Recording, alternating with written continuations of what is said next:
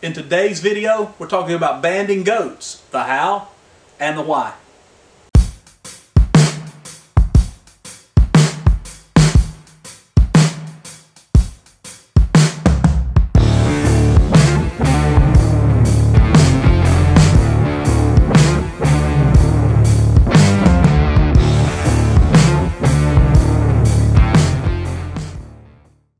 Hey, I'm Steve, and welcome to Prepared to Live. Today we're going to talk about banding goats, how it plays into our food strategy, and why we do it for the safety of the animal as well as for food quality. So guys, right now, let's go ahead and jump on over to the pasture, and we're going to show you the how-to part of banding. We're working right here with Liberty. He's the first of the twins. The first thing you want to do is make sure you get a clear view and notice that there's two teats located just above the scrotum. The space in between. You want to make sure that you don't overlap that band over the teats, as it can cause some severe complications.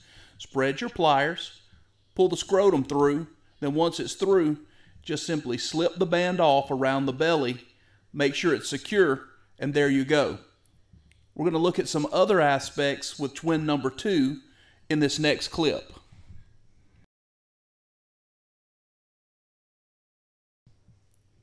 This process is much easier when you have two people, but if you're having to do it by yourself, the best way is to put the head underneath your right arm, hold the scrotum with your left hand, pull it through, and then slide the band on.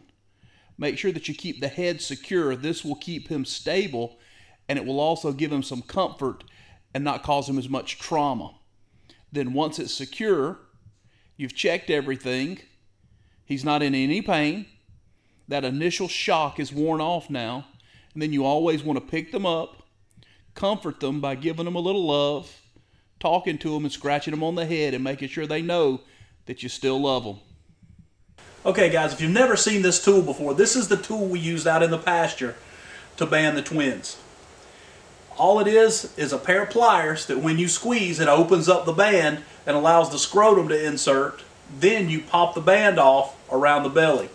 This is what the band looks like when it's not squeezed by the pliers. Doesn't cause them any pain. Within hours, those nerve endings are already dead and they're pain-free. Then as the circulation stops, the tissue begins to deteriorate and they fall off. You never have to remove the band. Everything is taken care of by nature. Now for the why. The first reason is meat quality. There is a phrase used mainly in pork production called boar taint. It's when an intact male is slaughtered, it has a gamey, musky taste and can even have an undesirable, almost inedible taste to the meat. So the reason we band is because goats also go through this process of boar taint, and it creates a flavor much more like beef than anything else. So that's why we band for meat quality. The second reason is for the young buck's safety. The young bucks, if they're still intact, will be picked on by the more aggressive, dominant, and stronger males in the herd. They're seen as a breeding threat, so they will be aggressively attacked to the point of death or injury. It's a miserable life for a young buck who is still intact because he does not have the strength or the resources to be able to fight back. Also, he will gain more weight quicker and he will become a more healthy animal because he doesn't go through that season where he refuses to eat because he's chasing females. If you're enjoying this content, make sure you subscribe, hit that bell notification, give us a thumbs up, and maybe even drop a comment about your favorite homestead animal. The third and final reason we band is for herd control and breeding strategy. Neither one of the twins will ever be our breeding buck. Our breeding buck is Sticks. He is a well-muscled, well-formed specimen of his breed and throws incredibly muscular and healthy kids. He has been the most incredible sire you could ever imagine, and he has another 3 years or so to breed. He has another 3 years to be able to produce offspring. Even though he's starting to slow down a little bit with some arthritis in his front shoulders, that's why we have this guy. This guy's Boots. He's the heir to Sticks. He is first generation offspring to Sticks, and he will have the same muscularity, same beautiful coloring, and will probably produce the same quality kids as his father.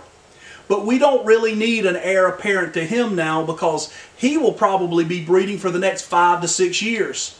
So the simple strategy is now to band the males that are born for another 3 years, and they will be those animals that we consume and put in the freezer.